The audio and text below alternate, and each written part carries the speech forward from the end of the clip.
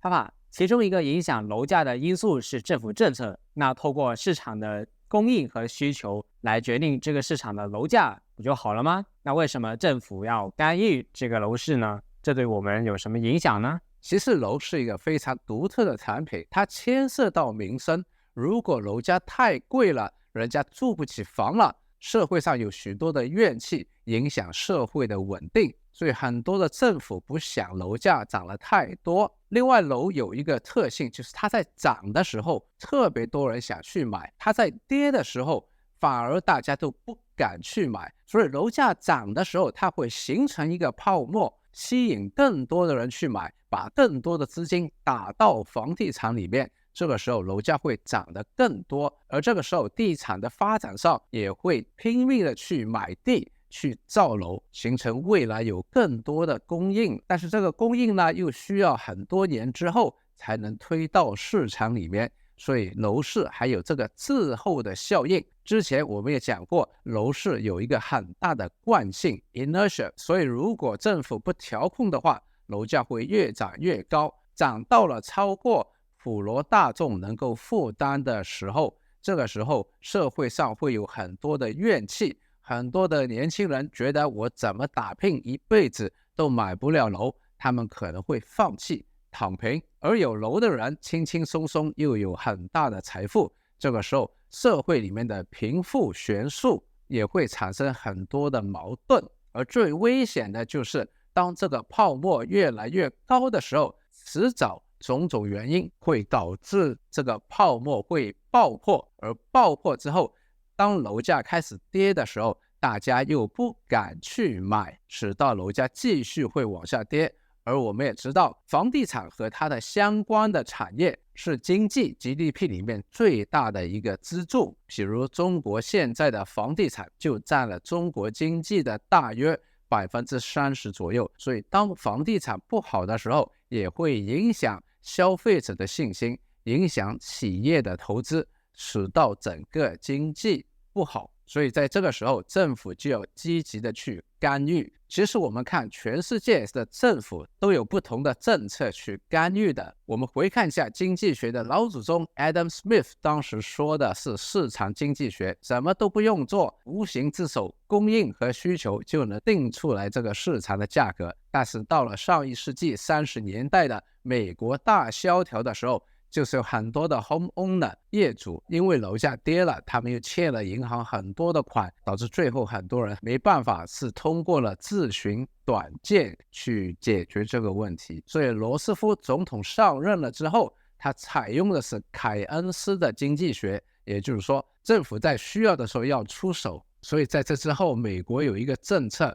是影响之后的房地产，就是在美国，如果你借了房贷，到最后楼价跌了，资不抵债的时候，你可以停止供楼 walk away， 而个人是不需要宣布破产的。所以后来到了08年之前，很多人都是超度的杠杆，借了很多的 mortgage 去买很多的楼，因为他们知道如果他们输掉的话，他们是不需要个人去宣布破产，导致当年美国的楼是涨得不得了。最终次按危机发生之后，美国的楼市有了一个很大的调整，而当时的次按危机也对华尔街产生了一个巨大的金融海啸。那其实讲到政府政策对楼价的影响呢，刚刚以上有说到美国的例子，那么我再给大家详细分析几个其他地方的例子吧，好让大家更加明白了解，并且能够学会，而且应用到自己所居住的地方。那么其中一个影响最大的地方是香港。香港的楼价为什么会这么贵呢？因为传统来说，港英政府的年代已经有高地价的政策，限制供应，把楼价控制在很高的时候，政府每次拍卖土地就能得到很多的收入，所以香港是采取了低税率高楼价。如果用香港跟美国来比较的话，香港工作收入的税要远远低过美国收入所要交的税，但是这是因为政府的收入来源是依赖拍卖土地。到了84年的时候，中英谈判，中国怕港英政府在97年回归之前把土地全卖掉，把钱全拿走，所以规定了每年只能够供应50公顷的土地，这也导致了97年之前楼价是高到了离谱。所以97年的时候，第一任的香港特首董建华就推出了8.5万的房地产政策，也就是说会大量的供应房地产。他当时说过，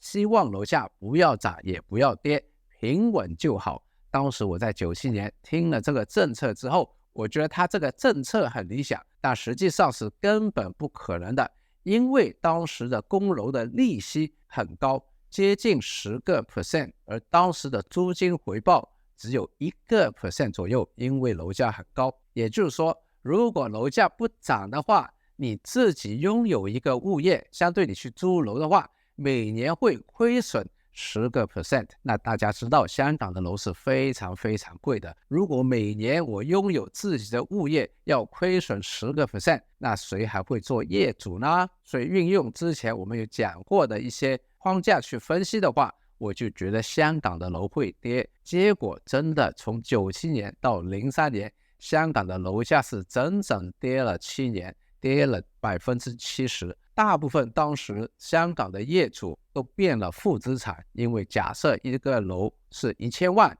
你问银行借70%，你借了700万，但是楼价跌70%的话，到了300万，你是卖不掉那个楼的，因为你卖掉那个楼拿回300万，但是要还银行700万，那400万哪里来呢？到了02年，当时香港的房屋局局长孙明扬出来了9个措施，我们叫孙9招来救楼市。而我们之前也讲过，楼市有一个很大的惯性，政府的措施有一个很大的滞后效应，而问题越大，就要越猛。当孙明扬看到他的9招没有用的时候，再加多一招，变成了孙10招，但是又迎来了非典。到了03年8月份，楼市才到了最低。而我个人也是看准了这个准则点，在03年的8月份，在香港买到了一个低过市场价格20%的一个很好的楼，改变了我个人的命运。那我们又说到中国大陆的房地产，其实中国大陆的房地产也是受着政策影响的。我们知道，在改革开放之前，在中国做地主是要被批斗的，所以当时的土地和房产是不值钱的，甚至是一个负债，所以它的起步点是非常非常的低。而中国在改革开放之后，又经历了一个非常长时期的超级高的经济增长，所以我们知道经济增长对楼市好，它的起步点又非常的低，使到大家看到买房子就能赚钱，所以吸引了中国大陆大部分的资金没有跑去 A 股市场，而是进入了房地产。买楼就是保值，你要结婚一定要先买楼，所以楼市在中国是有个刚性的需求。在2015、16年开始，当时中国的出口非常强劲，很多的资金流入了中国，中国大陆的居民收入也大幅度的提升了，使到这个房地产是往上涨，楼价越涨，越多人想买楼，越多人想买楼，越多的资金涌入房地产，使到楼价涨了更多。直到大约2016、17年，首先楼价经历了这么多年的增长，涨了是非常高，超越了普通老百姓的负担能力。然后因为楼价很高，发展商可以赚的水分很高，所以像恒大这些内房发展商又借了大量的杠杆去买地造楼，使到之后的市场里面会有大量的供应，但是这个供应需要几年才能浮现在市场里面。所以当时中国的政府是出台了不少的限购、限贷和种种的冷却房地产的措施，就是不想楼价涨了太多，形成一个泡沫。但是这些措施没有改变人们对房地产的热衷，大家还是期待楼还会只涨不跌的。像那次邮轮的那个动量 momentum， 使到楼价还是涨到了2019年。到了2020年，政府是推出了3道红线去限制房地产开发商在不断的把资金打入房地产市场去建楼，因为楼的供应已经是过剩了。但是这3道红线再加上新冠疫情的发生，许多的内房企业，他们旗下有很多的酒店和商场都是出现了大量的亏损，他们的现金流断裂，而这个现金流的断裂又产生了烂尾楼，打垮了大家对房地产的信心，所以这个时候楼价就开始跌了。而我们知道，一旦楼价开始跌，大家就不敢去买楼，直到内房企业出现更大的问题，更多的烂尾楼，比如恒大房地产富可敌国，负债2.44万亿，在美国申请破产，换算成 GDP 排上全球的44名，再加上第2个巨头碧桂园负债1.43万亿等等，这些甚至影响到银行体制，形成了一个往下的旋转 downward spiral。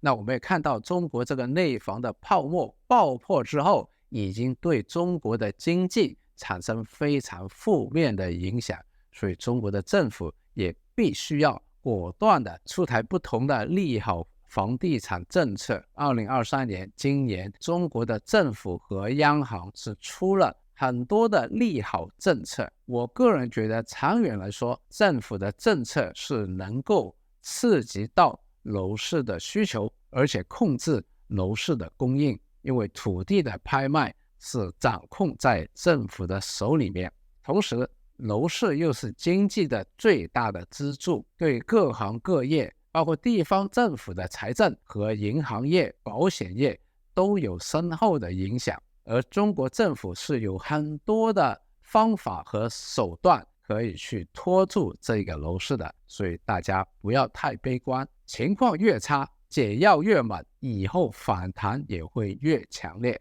I see。 那当然我们要记得，所有的政策到了房地产之后，还是有一个滞后的效应，所以我估计过了几年之后，房地产这些利好政策药力开始生效的时候，我们会看到楼价又会重拾升轨了。所以无论是买楼或者是买内房股票，都应该考虑这些政策和它的影响。爸爸，你这几番话简直省了我走30年的冤枉路啊！原来看懂楼市周期是这么重要的。其实爸爸在2003年之后年年买层楼，当中有很多的资金都是在股票市场赚回来，赚到他的买楼钱。而股票市场呢的周期更为频密，所以呢看懂股市是可以做到低买高估的。大家有兴趣的话呢，可以点击下面的资讯栏里面的链接，有一个免费的课程，可以教大家怎么这样做到长期安心去赚取超级的盈利。所以如果大家觉得这个视频有价值的话，记得在下面留言区